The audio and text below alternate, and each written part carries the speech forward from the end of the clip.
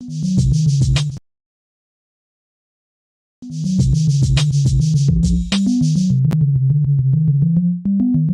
everybody. Thanks for tuning in to the Coaching Call podcast. On this podcast, we'll cover various types of coaching by trainers in sports, martial arts, fitness, and business. We'll discuss each coach's methods to getting the most out of their respective athletes or clients and how they attempt to change the platform in which they coach. Join us on a fun adventure as we discuss unique coaching styles. Coaching is a universal part of how we get others to get something done. Join your host, Raphael, and his guests on this unique journey in coaching. Hi, I'm Sifu Raphael, and this is the Coaching Call podcast. If you enjoy this episode, please subscribe and leave a review. This episode was made possible by listeners like you. Good morning, Kim. Thank you so much for joining me on Coaching Call. How are you today? Sifu, I have been so excited about this call. I am doing great. Thank you so much. I love your show. I love what you're doing for people. You're just such a giver, and that's such a wonderful thing. I love what you do. I appreciate that. Thank you so much. It makes a difference when we can connect with people, right?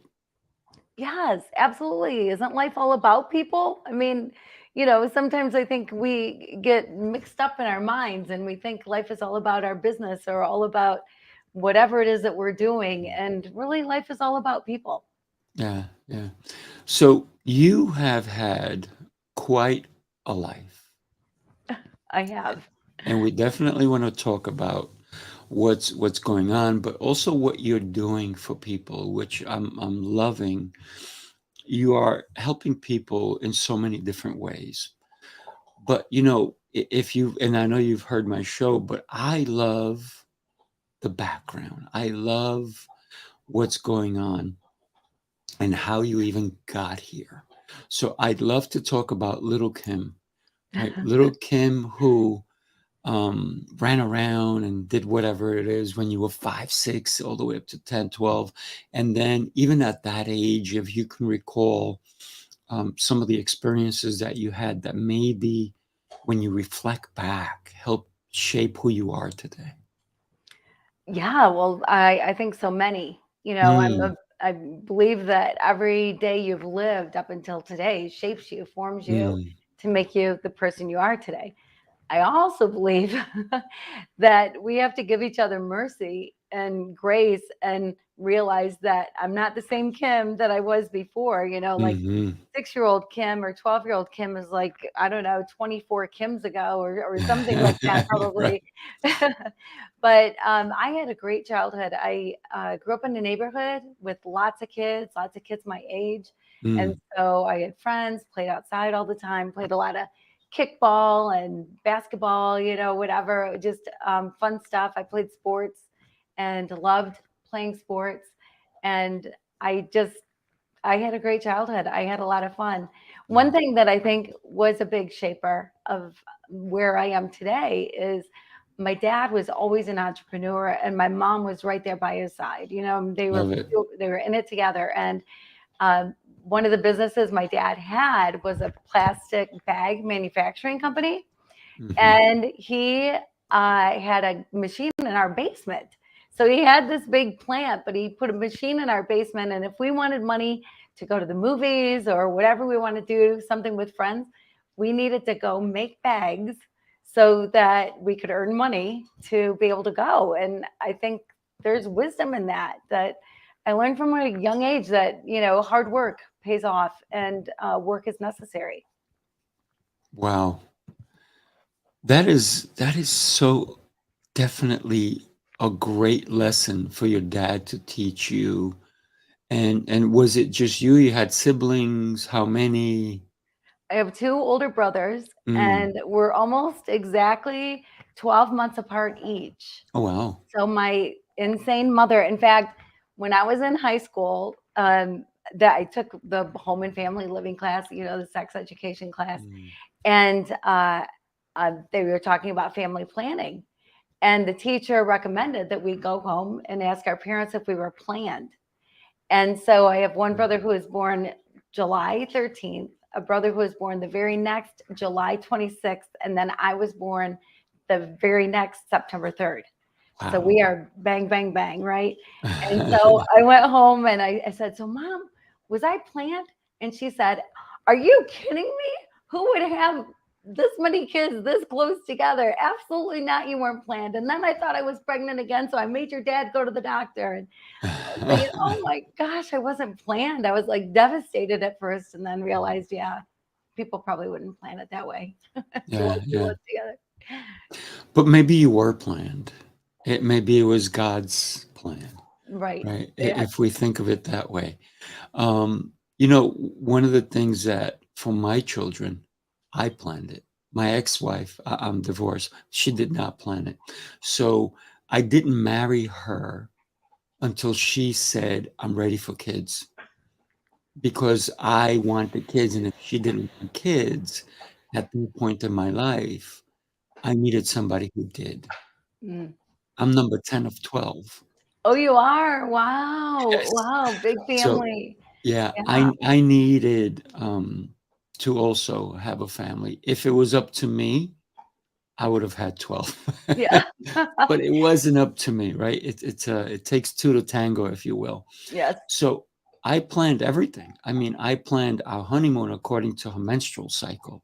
So, she got pregnant on our honeymoon. And Wow. then once that first one came, she had a hard labor. Um, you know, she had to be bedridden for months before she was able to deliver. And then she was like, I'm done. I don't want any more. And I was Mhm. like, what? No way. So I kept insisting, insisting, insisting, insisting, insisting. And then finally she gave in. So 3 years later, we had our second child. But it was me pushing, pushing, pushing, pushing. And like I've always said, I wish I would have had a tribe, but maybe it wasn't in the books for me, right? Like it was for my parents. And my parents, Roman Catholic, they didn't have, if you will, they didn't have or didn't believe in contraceptives. They didn't have good rhythm, in other Right. words. Or maybe they had too much good rhythm. Right. One or the other. Right. Yeah. Who would you say? I know your dad was an entrepreneur. I love the fact that he made you go and kind of like earn your money, right? And it Mhm. wasn't child labor because you weren't demanded to earn it. If you wanted it, you can earn it. Besides your dad and your mom, who obviously were two amazing humans, who would you say influenced you early on? Uh, Teachers, certain teachers that I had great respect for, and were, it's funny because I was thinking about this before the call Mm, that, like my best friend, actually, Sheila Hughes, had a huge, huge impact on my life, but so did so many of my friends, Kathy Joe and Mary and Sue, and I could go on and on. Seeing how people my own age treated life and reacted to life and reacted to each other like that taught me so much mm, because everybody comes from a different family, right? right. And Yes. so what happens in the house, in each house is different.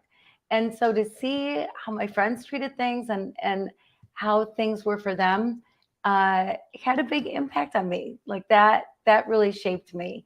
But it's the people that were the positive people in my life Mm, that were the influence. I love it. So, and you said teachers. Does anyone stand out for you? Yes, Howard Myers. He was also my basketball coach, Mm, and he was just amazing. He treated everybody the same, equally, with great respect. Although I think he liked the basketball players maybe a little bit more than just the students. I'm going to go with that one. And right. I might have been a favorite. I don't know. Mm, But in my head, I was a favorite. mm, But he just was this true blue. Um, you knew what to expect from him. He uh, never, I don't know, like you just knew who he was. And there's something great about that, mm, about really knowing that somebody is dependable that what they say, they mean, what is important to them. They live that out, they walk their talk. And Yeah. so Howard Myers, he was amazing, amazing man.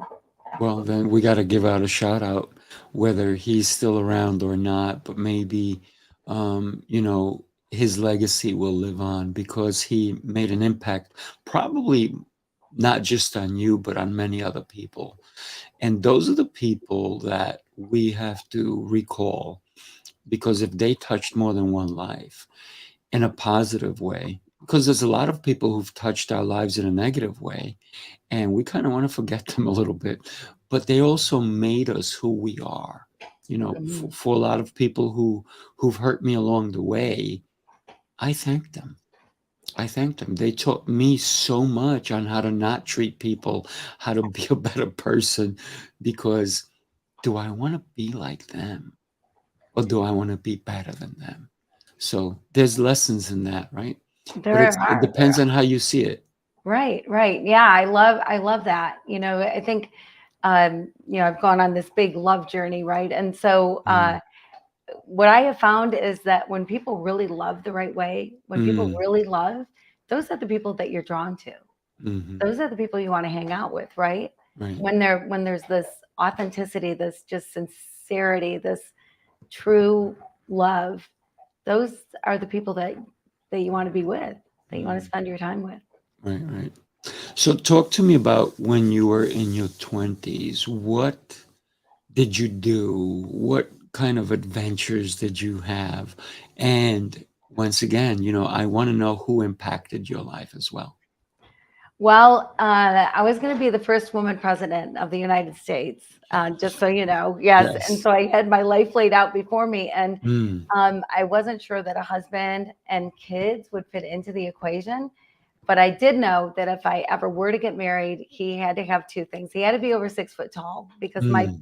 5 foot nothing mom married a short man, and I wanted my kids to have a fighting chance at some height. And he had to be good looking because I wanted my wedding pictures to look good. And so I was a very deep thinker. But I have to say, I did find that man. He walked into my life 10 days after he did. I asked him to marry Mm, me, and he said yes. And he had such an influence and such an impact on my life.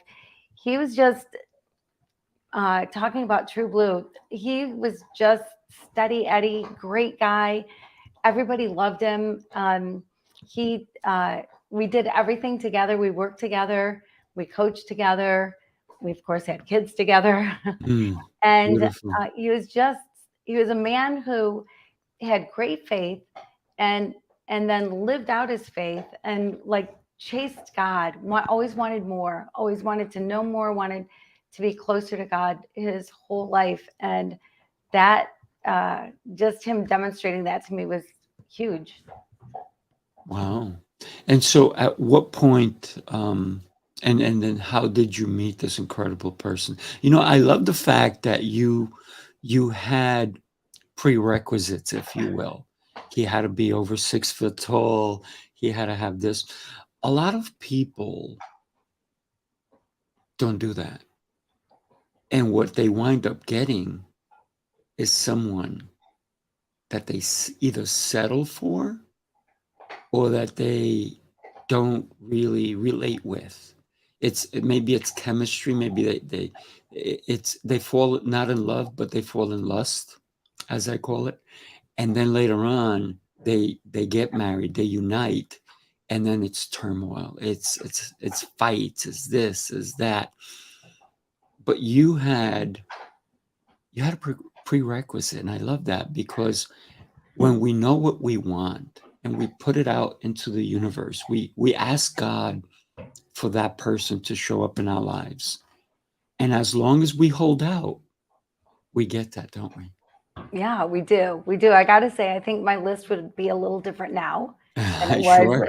way Of back course, we then. change, don't we? Yes, yeah, for sure. Hmm. But yes, I absolutely agree with you. I mean, I think that's such an important point that it's worth saying again. Like, Mm, hold your standards high. Nobody should ever settle. You make sure that you're with the person you should be with, and then love them. Then love the Mm. one you're with, and figure out ways to make each other happy, and stay in it to win it, so Yeah, to I speak. love it. I love it. Yeah. So you both had children. How many did you have? Well, we had five. Um, What? I'm yeah, I jealous. kind of,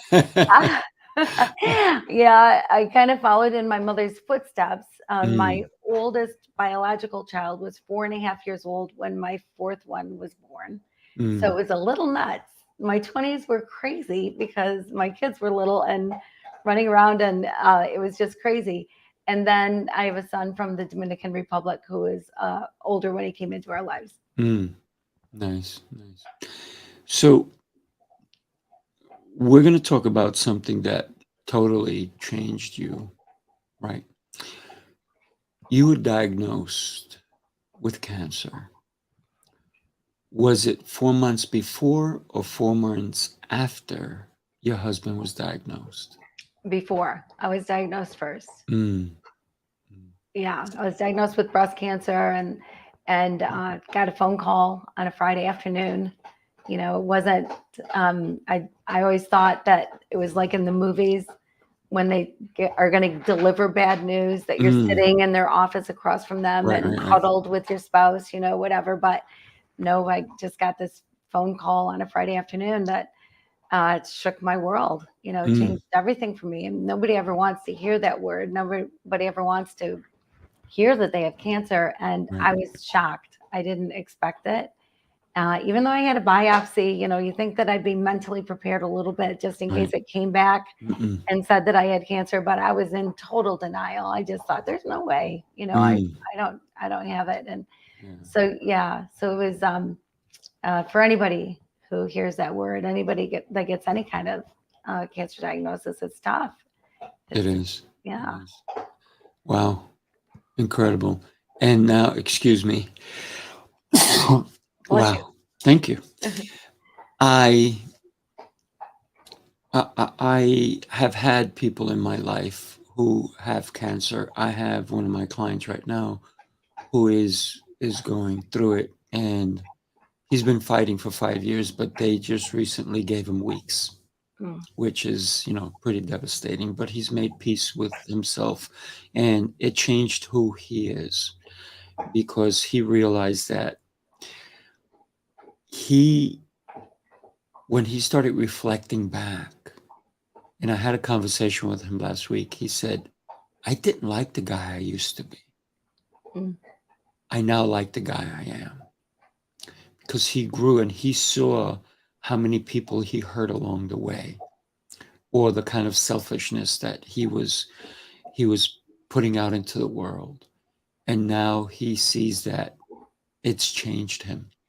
And no matter what happens next, whether he does survive in it, there is miracles that can happen. mm, But it made him appreciate things that much more, and then appreciate himself, and appreciate the things that we all take for granted, right? mhm, mhm. So I am sorry to say that you're now a widow. Yes. Yeah. Yeah. My husband was diagnosed with pancreatic cancer 4 months after my diagnosis, Mm, and then we had 6 great weeks together before he passed away. wow. 6 weeks. 6 weeks. Yeah, it was fast, very fast. But it Yeah. was merciful, though, I have Mm, to say, I would because agree with that. yeah, when we walked out of the doctor's office after getting the diagnosis and understanding that there's no cure for pancreatic cancer, Mm, you have however many more days you have. But we prayed that, mm, Lord, either give us a miracle like you did mm-hmm. the blind, the deaf, the lame, or the greatest miracle, heaven, but please don't let him suffer. Yeah. And I'll tell you, God answered that prayer.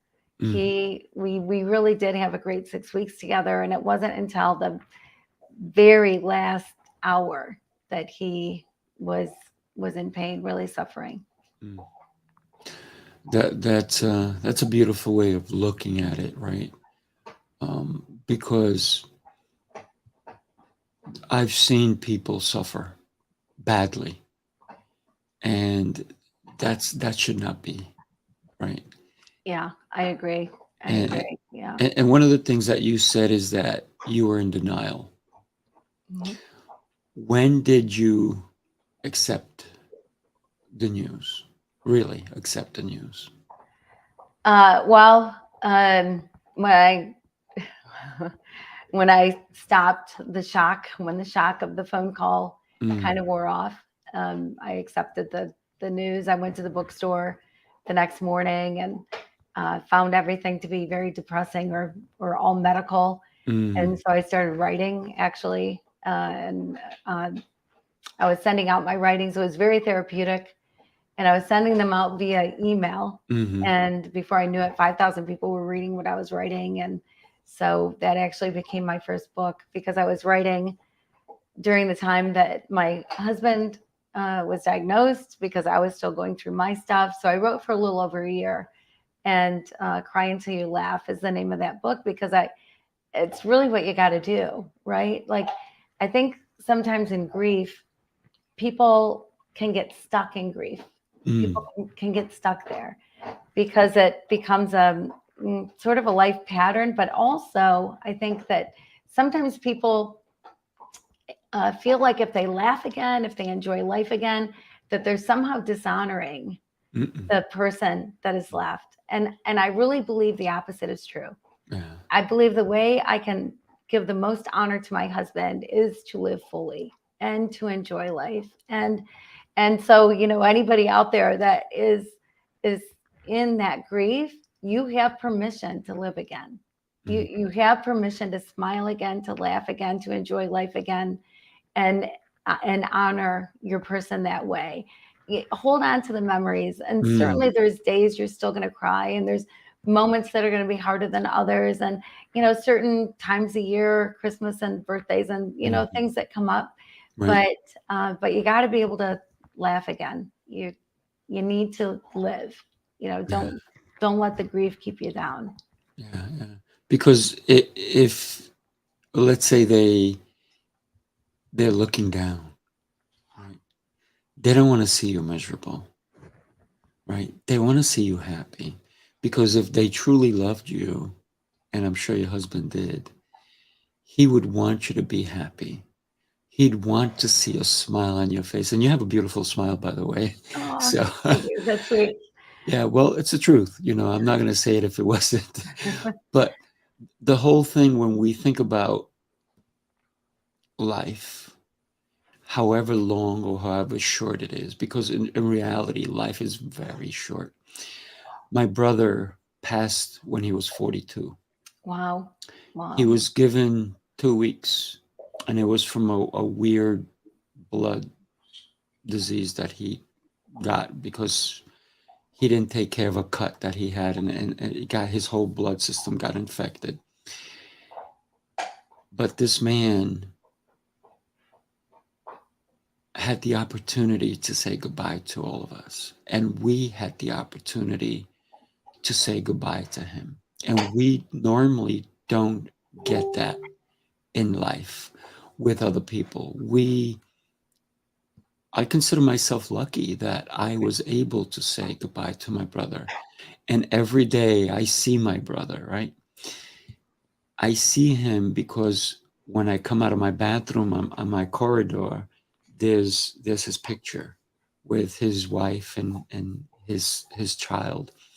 And I always look at him and I say, how you doing? And I love you, and I look at his wife, who is very happy, and she's still part of our family. And I look at his daughter as also. So for me, it's enjoying him. And I got to tell you, my brother was the funniest guy I know. And I don't remember any of the negativity at all, right? I don't even think there is any. I remember how funny he was and how he would just laugh at things and he'd make us all laugh. And that's the beauty that we can live on, because I know that he didn't want us to suffer when he went. And he told me that. It's a beautiful thing when we get a chance to remember people in a positive way, right? Oh, absolutely, absolutely. I lost my mom years ago, Mm, and for quite a while, all I could remember was that time, mm, that when my mom passed away, because it was tragic the way she passed away.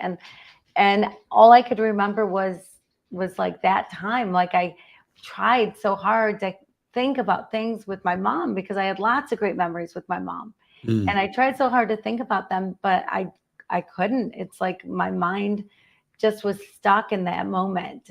And I was so happy when mhm. finally I was able to remember her laugh. She had the best Right. laugh, and just the fun times that we had with her. Everybody called my mom mom. All my friends did. My friends would show up at my house whether I was there or not, just to be with my mom.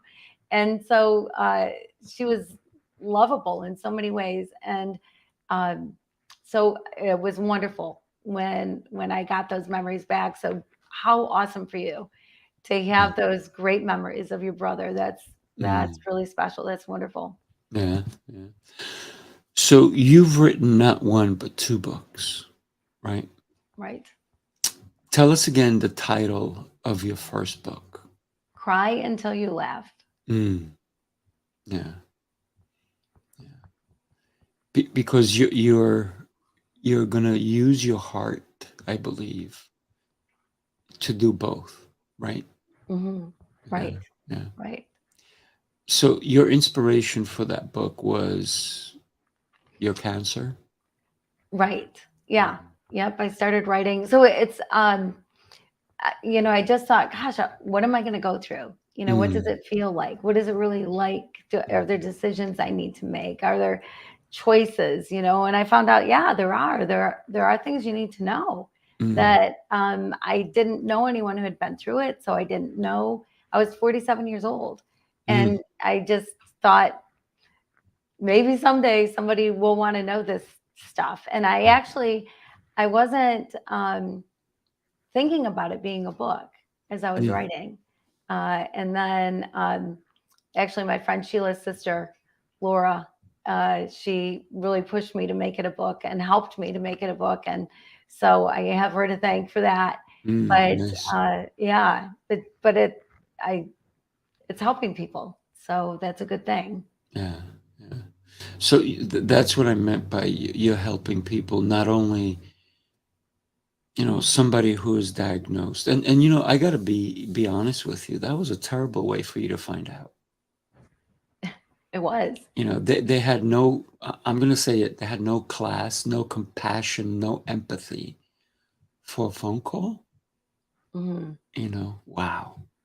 Right. Terrible, terrible. You don't give news like that, life-changing news to someone over the phone. I just don't see it. Yeah, But especially, hey, they had yeah. no compassion, obviously. Well, especially on a Friday afternoon. It's Yeah. like late enough in the day that it's not like I could call back and ask questions. And Mm, yeah, it just changed my weekend. That's for yeah, for sure. sure. Well, Yeah. your whole new life, if you will. Hmm. Did you see life differently, like my friend does? Oh, yes. I think anytime you go through any sort of anything, you know, a couple things. One is it does put things into perspective. Mm-hmm. And the little stuff like my husband leaving his dirty socks on the bathroom floor, that didn't matter to me anymore, right? Like, you realize the little things don't really matter, and Right. it's the big things. And again, going back to people, it's wanting to be with people and spending time with people. And so it does change perspective, what's really important in life. And it's funny because when I was diagnosed, people would ask me, I'd run into people and they'd say, why you? Why you? You do this, you do that, you help people, you whatever. And my response was always, well, why not me? Why would I be immune? I don't think God is in heaven going, you stole that pack of gum when you were in seventh grade, so I'm going to give you cancer when you're 47 years old. I don't think that's how it works. And so No. anybody could get cancer. It can happen to anybody. And there's lots of disease in the world, unfortunately. And so it can happen. So, there's not a reason I would be immune to it. Yeah, And right. yeah, right. Yeah, Yeah. absolutely. We don't choose certain things in life, but it's what we do with what happens to us, right? How we handle it. And would you say your book is more of a guide, an acceptance, an understanding of your journey? I would say my book is sort of a one of a kind because It's the about you, of subtitle, course. right? But the subtitle is "Real Pain, Real Love, Real Funny." Mm, So I think there's a lot of laughter in the book, um, a lot of funny things that happen, and some crying. mm, But so yeah, part of it is, if you have breast cancer, somebody going through any kind of cancer, maybe there's some help in there, but it's more the emotional journey, I think, of it all, and the nuts and bolts of it, like dealing with things that you have to deal with. And I guess it'd be interesting for me to hear somebody else's take, yeah, like how they would describe it, because it's not really a how-to kind of a book, and it's not really just a memoir. It's a little bit more than that. So, because it was how I was feeling, what was going through my mind, and mistakes that I made along the way, and things that maybe I did right. And so it's dealing with the kids, whatever. I mean, it's a combination of a lot of things, I guess. yeah, yeah, yeah. So, how was it for you? Because it took you a year to write that book? I just wrote periodically. I wrote when I Okay, felt like it, got it, maybe got it. once a week, or, Yeah. whatever. And so yeah, I wrote for a little over a year because I finished writing when I was done going through all the stuff I needed to go through physically. Mm. Did you include your husband's story in there? Oh yes. Yeah, Yeah, for I sure. can For imagine. sure. Yeah, Yeah. yeah. Yeah. Yeah. Yep. The Because I'm entire sure the emotions were very strong. Oh my word. Yes, it was bad. My husband started having stomach pain the same month I was diagnosed. I was diagnosed in September. A couple weeks later, he started having stomach issues, and he went to the doctor. And the doctor said, "Oh, just take some Rolaids, some Tums. You just have an upset stomach because of what your wife is going through." Mm, And then 2 months later, he went back to the doctor, was told the same thing, but the doctor did set him up with a gastro specialist. And as it turned out, because of the kind of breast cancer I had to have a complete hysterectomy and a mm. colonoscopy on the same day. So Wow. the day before is the clean out day. If you've ever had Mm, a colonoscopy, you don't go too far away from your bathroom, right. on the day before. And that was the day that he met with the gastro specialist. And I'm the mouth, I don't know if you can tell it by now or not, but I was the mouth, I would be the one Mm, going, he needs a test, like you got to do something. And he was just so sweet. He was just sweet and kind. And so when he came home, uh, and he told me that they told him the same thing the doctor had told him the 2 times before. They didn't run a test, nothing. mm, I was livid. I was so upset. And then I was so upset that I was stuck to the bathroom. Like I felt so bad that I didn't go with him. And I thought, what a waste of time. We've got to figure this out for him because he, I mean, he might complain. Men tend to, maybe this is stereotyping, but not be the greatest patients, like right. anytime I was sick, he would get the same thing, but it was always much worse for him. Always, Ah, it was just always worse. And so, but I knew this was a real thing for him. mm, Like this wasn't, whatever, it was going on mhm, and on. And so, um, I had my surgery and colonoscopy the next day, and they found some bladder cancer, but that's all good now. But anyway, a week out, I was still, wearing elastic pants, mm. elastic waisted Right, pants, right, and right. whatever, and watching Grey's Anatomy reruns, and just lounging in bed. and woke up and he was awake and he was just miserable. He was in pain. I said, well, that's it. Go to the ER. At least they'll run a test. They'll do something for you. Right. They're not going to just say you got the stomach pain, go home. Right. And Right. so he drove himself to the emergency room. And then he was a rule follower. And so it said no cell phones. So he had his cell phone off. So I'm trying to call him. What's going on? What's going on? And finally I got a phone call from him. And he said, I guess they're going to keep me overnight. And I'm like, keep you overnight? They don't keep anybody overnight. What do you mean keep you overnight? And so I put on, like real clothes. And then in my Vicodin-induced state, I drove like a mad woman to get to the hospital. And I was almost at the hospital. And I got another phone call. And he said, I guess there's a spot on my liver. And I'm like, spot on your liver? Oh my gosh. I just started weeping. I just started bawling. And I got to the hospital. I honestly don't remember parking. I do remember running in, holding all parts of me because I had pain everywhere, and asking where he was. And he was behind a curtain. And I run back there and I'm sobbing and I whip open the curtain and he's sitting on the edge of the bed like nothing is going on as I'm bawling. And he said, listen, I am not going to invite you out anymore if this is the way you're going to behave. And I said, listen, you are not allowed to be funny right now. But they did admit him and, ran some tests, did their thing. And even with him, I was in denial. There were a couple cancer markers in your blood.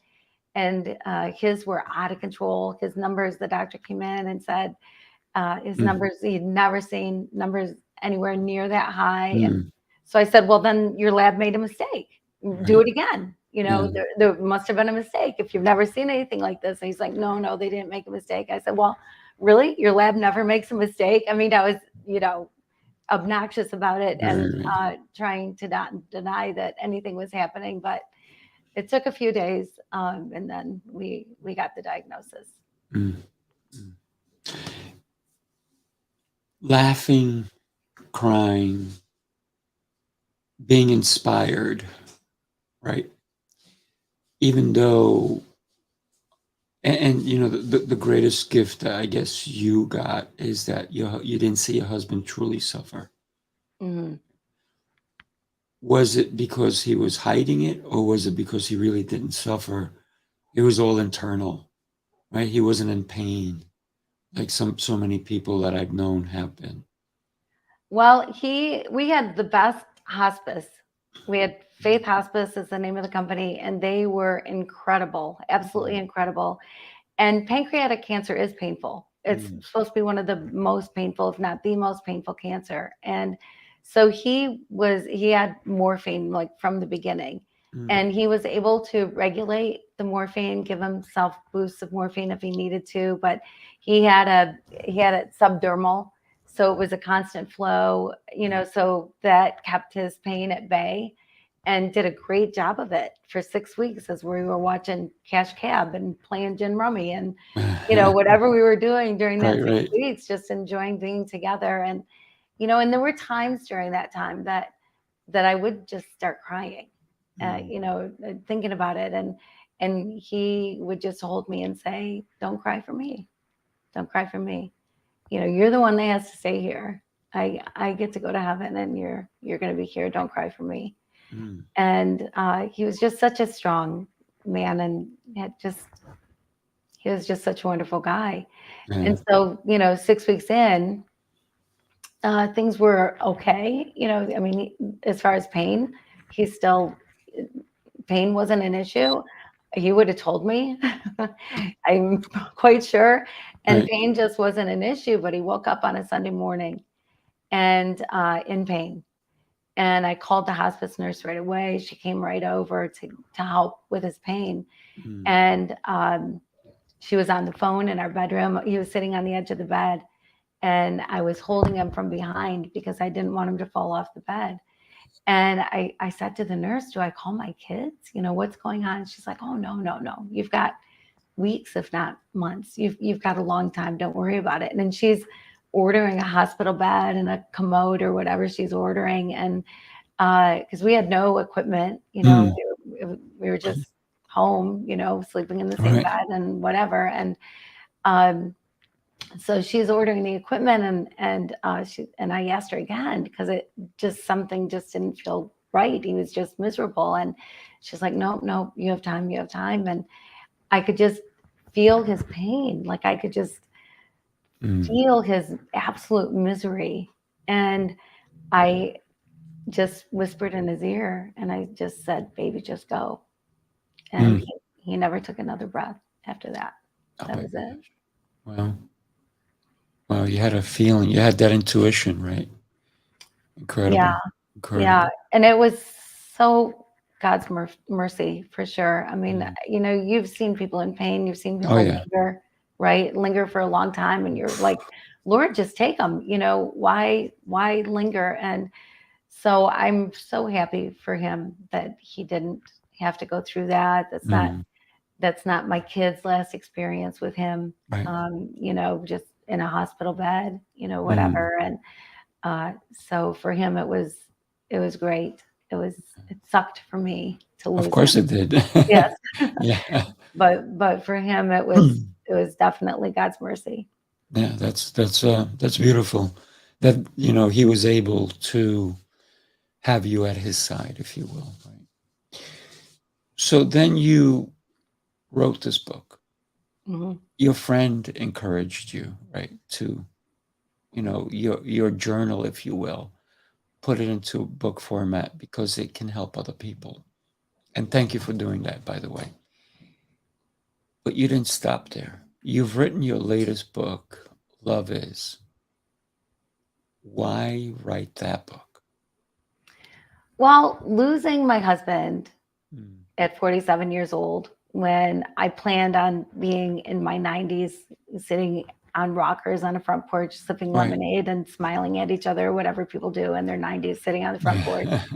And so all of a sudden my life was different. And so it made me question, what am I going to do? It made me question a lot of things. Mm. And one of the things that made me question was love. And I loved my husband, and he loved me. We had a great marriage. But I wanted to know that I was doing this life thing right going forward. And there seems to be this mystery around love. Like Mm. different people define it different ways. Nobody seems to have just this clear answer. If you say, what is love? Well, what is love, right? I mean, it can be described so many ways and so many things. So I decided I was going to dedicate a full year to figuring out the truth about what love really is. And I have to tell you, when I go to a restaurant, I have a hard time committing to an entree. So committing a full year to something was something I never thought I would do, but I did. And I took 1 Corinthians 13, that beautiful poem, love is patient, love is kind, does not envy, does not boast. And I decided I would take one word a month and figure out, well, what is love that is patient? What is love that is kind? And most of the time I was in Haiti because I was working in Haiti at the time. So most of the time I was in Haiti while I was working on it. And the things that I found out about love are things that I have never heard before, never been taught to me, never heard it expressed, Mm. what love really is. And it changed my life, rocked my world. And I really believe it would change anybody's life and change the world. Wow. Wow. Incredible. So you just threw a little curveball for me. What were you doing in Haiti? Well, when I was finally able to go back to work physically, Mm. I wasn't sure what I was going to do. I had some businesses and I didn't know if I was going to go back there, but people were running them. I didn't need to go back there. And so I thought I'd take it slow. And I took a job as part-time bookkeeper of a humanitarian organization that my father and I had started 10 years before then. Mm. And a guy was running. And so January 1st of that year, I started as part-time bookkeeper. And then 12 days later, there was an earthquake in Haiti that killed 200,000 people. Wow. So I went from part-time to 24/7. And within a couple of weeks, I was boots on the ground. I was in Haiti. And then I spent at least some of every month in Haiti for the next several years after that. Oh, wow. So when you're there and you're seeing all this devastation, Did that help you with understanding what love is? Oh, there's so many things that help me to understand what love is. But one of the things that it didn't occur to me at the time, but looking back, is it was the greatest healer. Service is the greatest healer. If you can Mm, get outside yourself and give to others, it will heal your grief. I mean, it's amazing. I highly recommend it for anyone who's grieving. Go volunteer somewhere, go help your neighbor, go do something. And God has this incredible way of you can't outgive. You right. just can't outgive. You go somewhere, you think you're giving, you're giving, you're giving. Well, what you get in return is so much greater than anything that you can ever give, no matter how hard you try. Right. You just kind of can't outgive. And so it really healed my grief. But yes, the things that I found out about love, uh, spending a month on each word and figuring out that each one is not anything like I expected it to be, like patience, the very first one, we know what patience is, right? Mm, But none of them were what I expected. Love that is patient is way different than just patience. hmm. And but I kind of had to get hit over the head, by at the end of the month, as I'm looking for it, then something big would happen and I'd go, now I get it. Yeah. Like I was chased by a motorcycle gang. I slept outside What? with tarantulas and snakes. I got lost on a mile-high mountain with a medical student. I mean, crazy Wow. stuff happened. And I think it was God saying, Kim, I've been trying to show you. So let me put you through this and then you'll finally see it. Yeah. And so, yeah, yes. Mm. It's interesting when you say God has been telling you all along. You just weren't paying attention. Right? Right, right. Yeah. Just not seeing it. Yeah. Yeah. So many times we miss the signs, right? Hmm. Because we don't see the sign because we're expecting something else. We're expecting something grand when the grand is the small, right? Oh my gosh, I love the way you put that. That is so true. That's so Mm, true. Yeah. mhm. Yeah. Look for the butterflies, look for the little details, the little things happening. And right. Yeah, I love that. You're absolutely right. Yeah, I'm a detail guy, so for Yeah. me, it's without the details, we don't get the big picture, right? So, Mm-hmm. and earlier you told me, and you said, "Oh, I'm sorry, but my dog is gonna be. I have a puppy. He's gonna be gnawing on his bone." Can I tell you? Great puppy. I heard him gnawing before. I don't know. Maybe he fell asleep, but He's sleeping. but now, but that puppy love. My gosh, how beautiful is that, Oh my right? word. Yeah. I compare my grandchildren to the puppy love, to be Mm, honest, because you get home from work and the dog's at the door, can't mm, wait to see you, right? And it's like I go to my kid's house or they come over and the kids are at the door and they just can't wait to see me. And, I get to hug them and love on them, mm, whatever. And it's like most things I say as they get older, not so much, right, but used to be everything I said was funny. They'd right. laugh at it. I could do no wrong, whatever. And that's like with your dog, you can do no wrong. They love you no Mm, matter what. They love you no matter what, which is really such a beautiful way to love people, mm, and is to love no matter what. Just love unconditionally, just to love. And that's what grandkids do for you. So that's kind of yeah, fun too. yeah, yeah. Yes. But we don't do that. We should learn so much from dogs, right? For example, so many people walk into our lives and we're just like, "Hey, how you doing?" But we don't go, "Wow, it's so great to see you. I'm happy to see you. How are you doing today?" And it's not that genuine. Sometimes it is, but also it could be on what's going on in your personal life, right? Mhm. But a dog, It doesn't matter what's going on in their personal life. They will be super excited to see you. A dog can be injured and it doesn't matter to them because you walked into the room and they're going, "What? I haven't seen you in forever." haven't seen Meanwhile, it you could be in 5 minutes. 5 minutes earlier. Doesn't he, matter. he walked from one room to the other. I go to my girlfriend's mom's house, and the dog is ballistic. I mean, ballistic. And for 5 minutes, the dog is crazy. So happy to see us. It runs in circles, then comes back and wants to get pet, and then runs in circles. And from that alone, that experience, you go, huh, now how do we treat each other when we see one another? So to me, that is love. That is unconditional love. To treat someone with concern, right?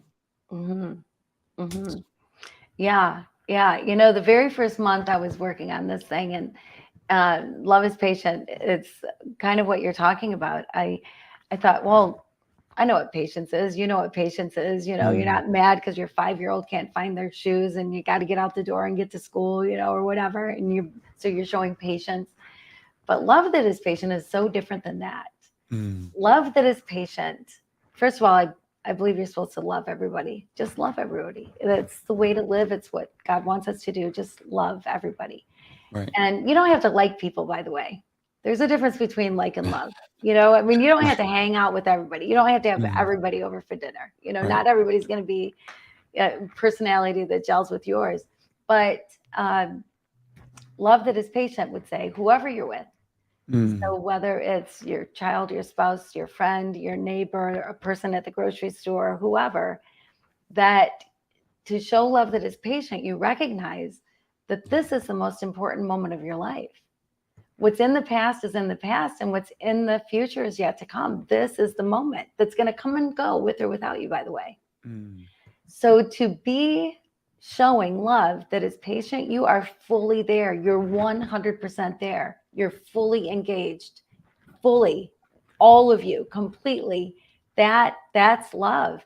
And mm. I sucked at this. I was horrible at it.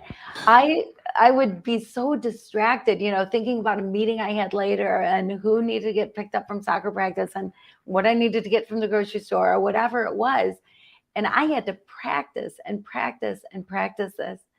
But when I got it, and I would make myself just be in the moment, I I hear things that I never would have heard, Mm, because instead of making an assumption about right. what somebody's going to say based on a label I put on Mm, them or based on some prior knowledge, I'm actually hearing their words, actually hearing them. And sometimes you don't even need to respond. Sometimes people just need to talk. mm. And that's showing love that is patient, to be fully engaged, be fully there, give all of yourself in that moment to whoever it is you're with. Yeah. You just shared a great tip for all of our listeners, which is listening is showing love, Mm, right? mhm. Right, right. Kim, I would love a signed copy of your book, Love Is. I mean, wow. I can only imagine, all the great, because you took a month for one word. Who does that? Only somebody who wants to understand and loves the process. So there's your love, right? You love, and I'm sure you, at times, maybe you were driven crazy because you're like, I'm not getting this answer. I want this. And boom, it hit you. And you said sometimes there was a momentous moment or a time, and you said, wait a minute, I've been asking and it's been here, right? hmm Right, right. Absolutely. And I'd be happy to send you a signed copy. But Yeah, can't yeah, wait. Can't wait. yeah. I would love for you to join us in New York. I have an event happening in July. It's called Heroes Rising Apex. And with Heroes Rising Apex, We're bringing authors, we're bringing coaches, we're bringing all sorts of amazing people together. I've interviewed probably 350 or more coaches. So I'm inviting them all to come and join us.